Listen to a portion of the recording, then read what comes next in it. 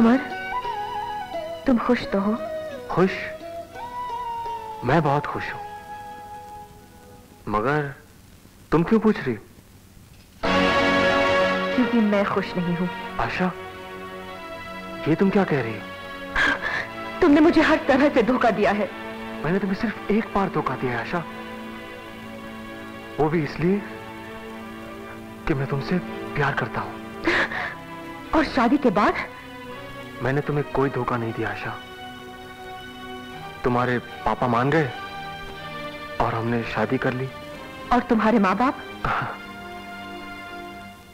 आशा, आज हमारी जिंदगी का सबसे खुशी का दिन है। कम से कम आज तो उन्हें बीच में मत लाओ। अमर, बुजुर्ग माँ बाप देवी देवता होते हैं, उनके आशीर्वाद के बिना हमारी खुशी अधूरी है। मुझे पता नहीं था तुम इतने गिरे हुए हो। आशा। हाँ अमर, शादी की कार्ड छपने के बाद तुम्हारे सारे रंग मेरे सामने आ गए। समाज की मर्यादा और परिवार के सम्मान के लिए मैंने तुमसे शादी की, लेकिन इतना याद रखना, हमारी सुहागरात उसी दिन होगी जिस दिन तुम अपने बड़ों की इज्जत करना सीख जाओगे। तब तक मेरा तुम्हारा बिस्तर, मेरा तुम्हारा कमरा अलग अलग होगा। Good night.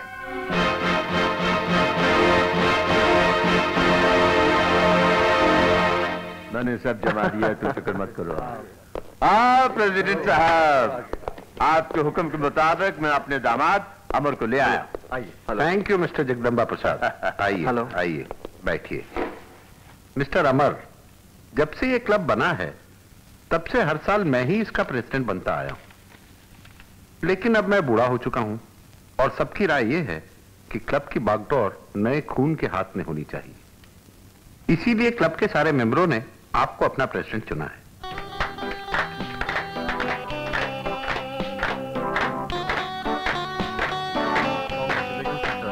Thank you, thank you, thank you very much. Congratulation mister Amar. मुबारक हो अमर साहब। कांग्रेचुलेशन अमर साहब। कांग्रेचुलेशन।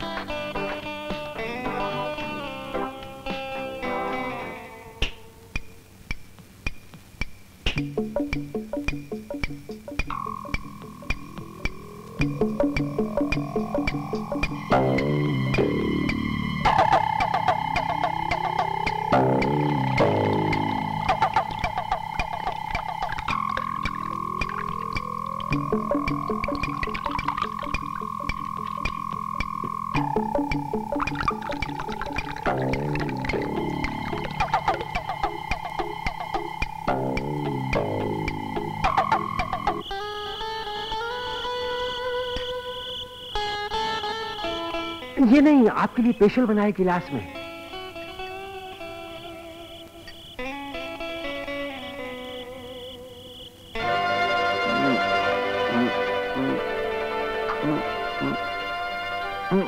एक गिलास और पीजिए ना।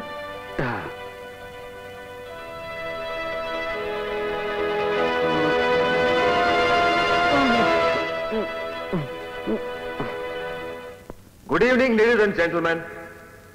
कहावत है, behind every successful man there is a woman, लेकिन मैं कहता हूं behind every successful man there is another man.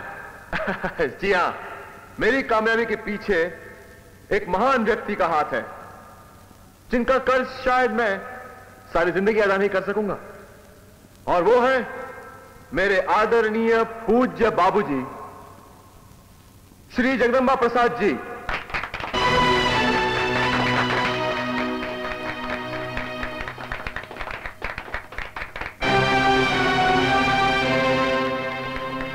दोस्तों, हमारे नए प्रेसिडेंट का स्वागत करने से पहले मैं उस आदमी का सम्मान करना चाहूंगा जो अगर नहीं होता तो अमर बाबू भी यहां नहीं होते।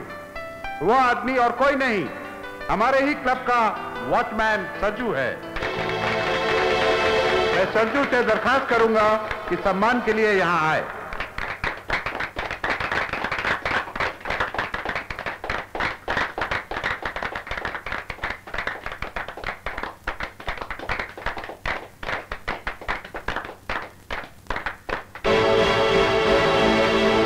अब मैं सरजू से प्रार्थना करूंगा कि अपने होनहार बेटे के बारे में कुछ कहे।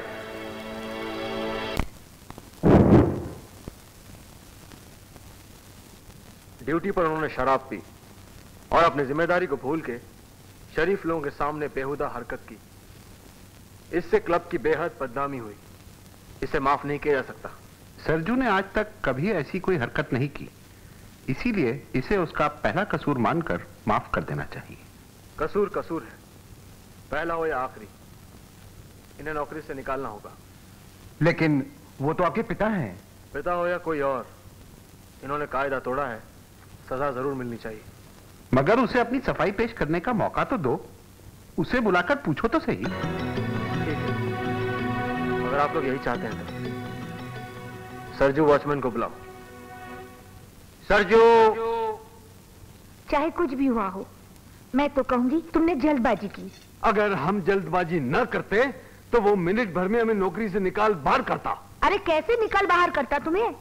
क्योंकि लोगन के सामने ऊ की पोल खुल जाती, क्योंकि ऊ दूसरा प्रेसिडेंट हुई गवा है। जब लोगन को ई मालूम पड़ता कि प्रेसिडेंट साहब के लिए गेट खोलने वाला वॉचमैन कौन और नहीं ऊ का बाप है, तो साहब की इज्जत मिट्टी में मिल जाती ना। ई कवा से इस्तीफा दिया है, समझी? खैर छोड़ो ये बात को।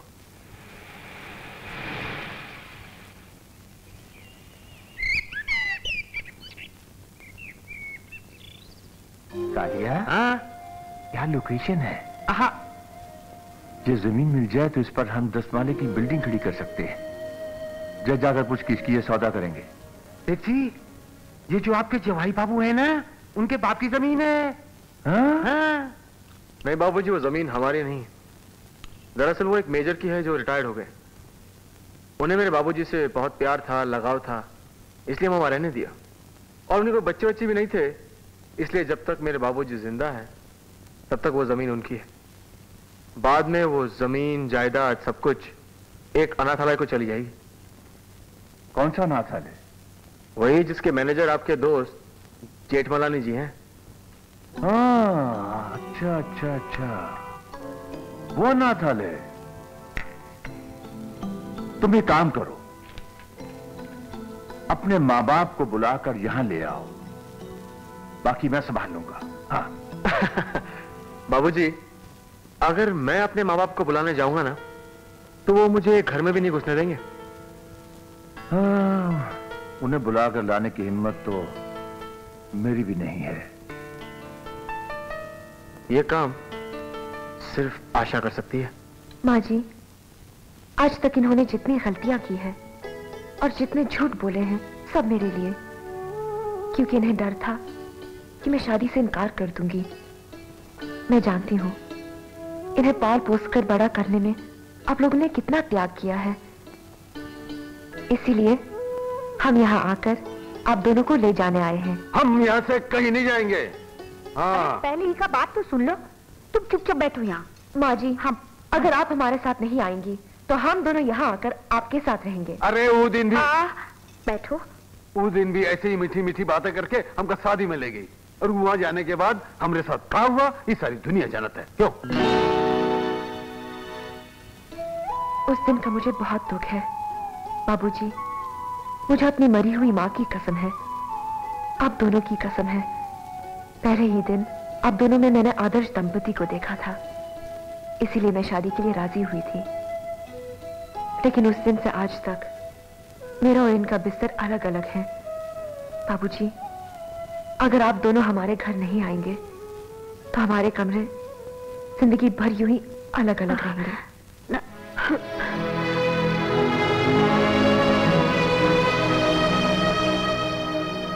बेटी, बेटी, पति पत्नी जब दो से एक होते हैं तो जन्म जन्म के लिए होते हैं। हमारी वजह से एक से दो नहीं होने चाहिए बेटी।